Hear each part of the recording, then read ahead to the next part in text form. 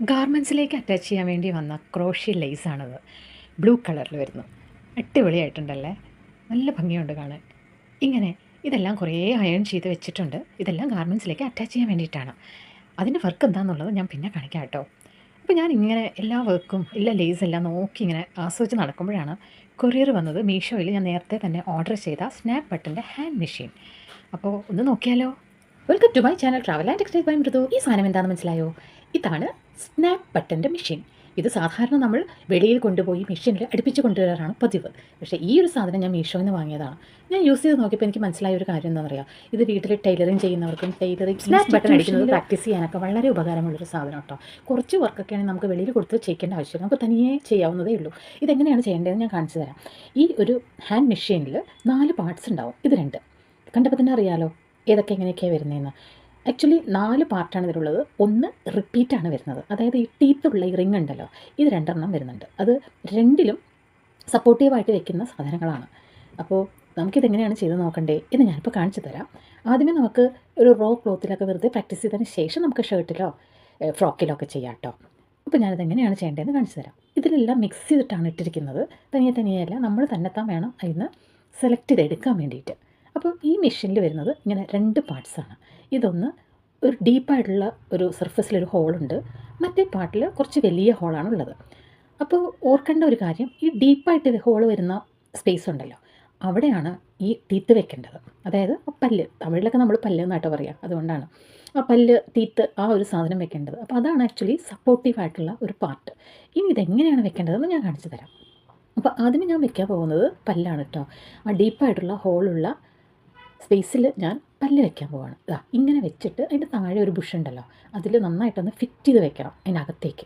ഇനി ഞാൻ മേലെയുള്ള അവിടെ സ്നാപ്പ് ബട്ടൻ്റെ മെയിൻ പാർട്ട് വെച്ച് കൊടുക്കണം. അത് ആ ഒരു ഹോളുണ്ട് അവിടെ ഞാൻ ലോക്ക് ചെയ്ത് കൊടുത്തു.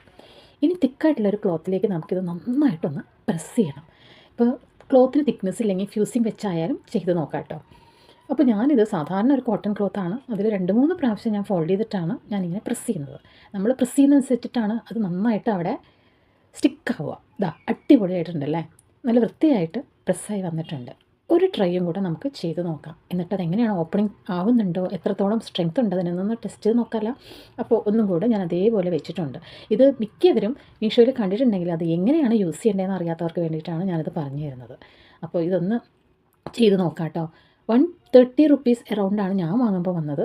അത്ര വലിയ റേറ്റൊന്നുമില്ല, അത്യാവശ്യം നമുക്ക് വീട്ടിൽ തന്നെ ചെയ്യാവുന്നേ ഉള്ളൂ. ഇനി ഈ ഒരു സ്നാപ്പ് ബട്ടൺ ഞാൻ പ്രസ് ചെയ്ത് നോക്കാൻ പോവുകയാണ്. ഞാനിങ്ങനെ ജസ്റ്റ് ഒന്ന് പ്രസ് ചെയ്ത് കൊടുത്തു. സ്നാപ്പ് ബട്ടൺ പൊതുവേ നമ്മൾ ഓപ്പൺ ചെയ്യുന്നത് ഒരു ലോ പ്രഷറിലല്ലല്ലോ, കുറച്ച് നമ്മളിങ്ങനെ വലിച്ചുകൊണ്ടാണ് സാധാരണ അത് ഓപ്പൺ ചെയ്യുക അല്ലേ.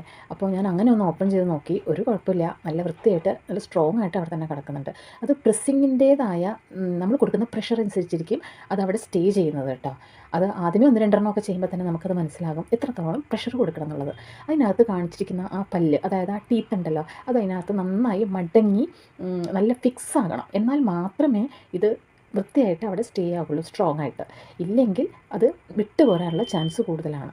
ഇപ്പോൾ ഞാൻ ഒരെണ്ണം ചെയ്ത് നോക്കിയപ്പോൾ അങ്ങനെ ഒന്ന് വിട്ടു വന്നിട്ടുണ്ടായിരുന്നു. ലോ പ്രഷർ കൊടുത്തപ്പോൾ ഞാനത് കാണിച്ചു തരാം. അങ്ങനെ വന്നാൽ ഇത് റീയൂസ് ചെയ്യാൻ പറ്റില്ല. അതായത് ആ പല്ല് മാത്രം റീയൂസ് ചെയ്യാൻ പറ്റില്ല, ബാക്കി 2 പാർട്സ് റീയൂസ് ചെയ്യാൻ പറ്റും. പല്ലൊന്ന് വളഞ്ഞു കഴിഞ്ഞാൽ പിന്നെ നമുക്കത് റീയൂസ് ചെയ്യാൻ പറ്റില്ല കേട്ടോ. അത് മാത്രമേ ഇതുകൊണ്ടുള്ളതുള്ളൂ. അപ്പോൾ അത് സേഫായിട്ട് എവിടെയെങ്കിലും കളയണം, താഴെ വീണ് പോകാണ്ടൊക്കെ നോക്കണം. ചെരുപ്പിടാനൊക്കെ നടന്നു കഴിഞ്ഞാൽ കാല് കുത്താനുള്ള ചാൻസസ് സ്മോൾ, അതുകൊണ്ടാണ് ഞാൻ അങ്ങനെ പറയുന്നത്.